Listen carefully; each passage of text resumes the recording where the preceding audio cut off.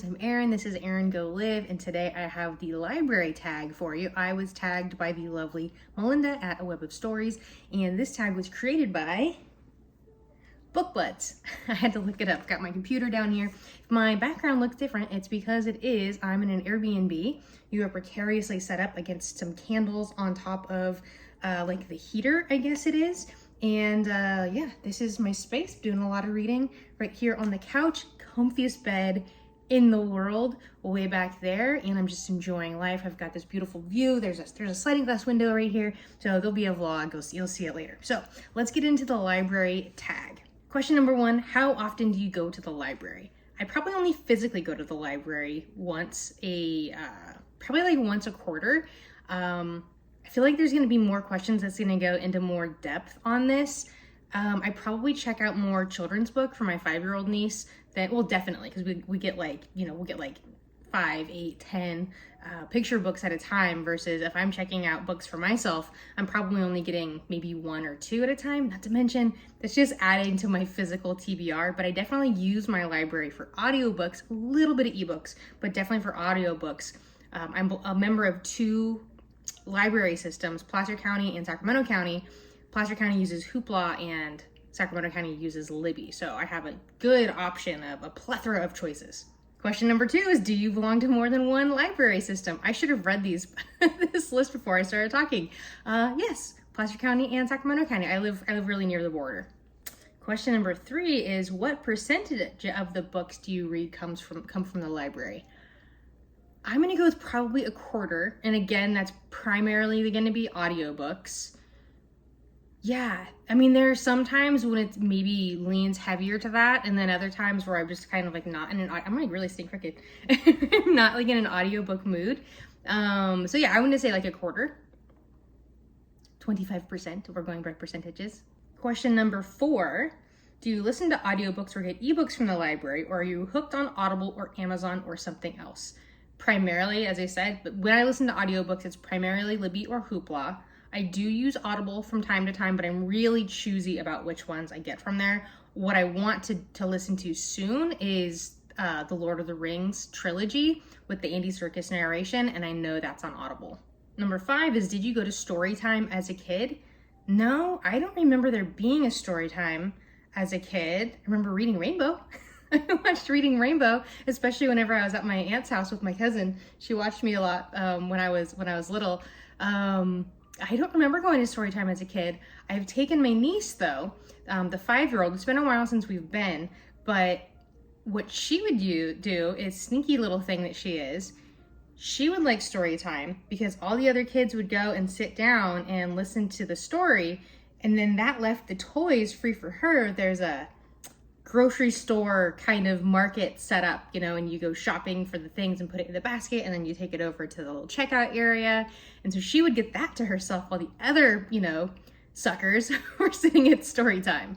6, have you ever borrowed a movie or a video game from the library? My husband and I used to do video games for sure. Yeah, that's kind of a good use if you're into video games. I don't even know if that's still a thing. I don't think I've ever done a movie though, because we would just use Blockbuster or Hollywood or whatever. But when we did that for video games as well. But I think we did, when we were in Oceanside, we used the library for video games sometimes. Back when we were poor and couldn't afford really anything, the library was definitely a big help for video games. Okay, so question number 7 is really why I wanted to do this tag. It is, have you ever gotten fined for returning books late? If so, how did you feel about that? So I told Melinda that I had a good story for this, so hopefully you'll think this is a good story. So several years ago, I've had my dog Stevie for about 7 years? No, 5, I don't know. He's like 10, okay? I got him when he was like 3 or 4. And I had just planted some, I had like a little small planter box for like herbs and stuff like that. I planted some other stuff around the yard, and like trying to coax a green thumb out of myself, which I don't actually have. And I'd gone to the library recently with my nephew at this point. I don't even know if Charlie was born yet, or if she was a baby. So my nephew, and he loved nonfiction books especially in animals, but then on like tractors and dinosaurs and stuff like that. And so I come home one day, 4:30 in the afternoon. I walk in and I see the coffee table where there's supposed to be a stack of about a dozen books, and the stack is gone and there's 1 or 2 books on the floor. So I'm looking at my dog and I'm looking at the books, and I start looking around and I don't see him. I usually leave the sliding glass door open when I'm gone. So I'm like, oh no, he didn't. So I go outside, and the first thing I see is in that planter box where I just planted those herbs, there's a book on raccoons, boop, right there, like on an angle, kitty corner, just like boop, raccoons. So I'm like, okay, so that one, it was like fresh soil and it wasn't too wet in there, so I was able to salvage that book. And then it was a scavenger hunt. It was like an Easter egg hunt for library books. I found most of them, all but one actually, and then some of them were salvageable, you know, thank God for the plastic, you know, like the covers that they put on there, and I was able to just clean them off. Several of them were damaged beyond repair, or at least by the library standards. And then there's one that I could not find. He had completely buried it. So I go to the library and I took all the books with me, and they knew me at the library that at that point. I went in there frequently, and more frequently than I do now for sure. And I'm like, oh my gosh, I have a story. And, you know, I tell her what happened. And so she goes through and see the ones that are damaged beyond repair, and then the ones that they're going to be able to, you know, to salvage. And so I get fined for replacements, right, for all those books. And then the one book we couldn't find, she just renewed it for me. She's like, okay, see if you can find it and then bring it in when you do. And then you won't be getting late charges. So we do that. And about a week later, I find it completely caked, just like as if you were to bake a book into a soil pancake or into a soil birthday cake. That's what I found. So that one was definitely not salvageable, and I ended up paying like $70 something for replacing these books. How do I feel about that? I did not love it, but I understand it. I understand it. So that is my book find story. At least the raccoon book survived. Okay, question number 8. Do you ever attend special events, groups, or book sales at the library? I think the only thing I've ever done, there was one library sale that I went to maybe a year or 2 ago, and I got some really good finds. Not fines, but finds. And actually read one of them, The Samurai's Garden. I read within the last few months, and I got that book at that sale. That was a good one. I don't know I wonder what else I got there. But yeah, that was a good one. That's the only one I've been to though. And then I have participated in like the summer reading challenge. I've done that before, and especially when the big kids were younger, we would do that pretty much every summer.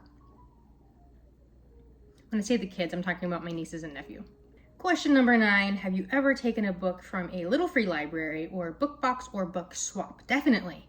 Particularly, yeah, Little Free Libraries. I have several in my neighborhood, and sometimes I've even like pulled up the map. Like you can go find the website and you can find where they are. It's not the most user-friendly situation. I think you can find the address and then you have to put the address into your maps. It's not like it could be better than it is, but you know, it's just fun to see them when they pop up every now and then. One time I was on the best I've ever found. I was on a bike ride, and so I'm in like my cycling jersey and all that, and I was about 4 miles from my house, and I went into this neighborhood and I see a Little Free Library.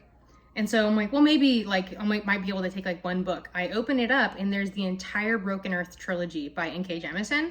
The 5th season is the first one of those. And like I attempted, I'm like, there's no way I'm going to be able to fit these books into the pockets of my bike jersey and like not completely mangle them. So I ride home, change real quick, hop in the car, run over there, and they're still there. You know, I don't know what I brought to put in, you know, and took those out, but that was my best find. And then 7 is tag some friends. I feel like everybody's done this. Yeah, I don't know. I feel like I also always tag the same people. So if you like to be tagged, first of all, anybody can do this, right? You never actually have to be tagged in order to do a book tag, but it feels nice when you do. Let me know if you're a person who wants to do tags and you want to be tagged, like, hey, be like, tag, I'm it. And I'll remember to tag you in the next one. Thank you for watching. Remember, every day is a great day for a great day, no matter what.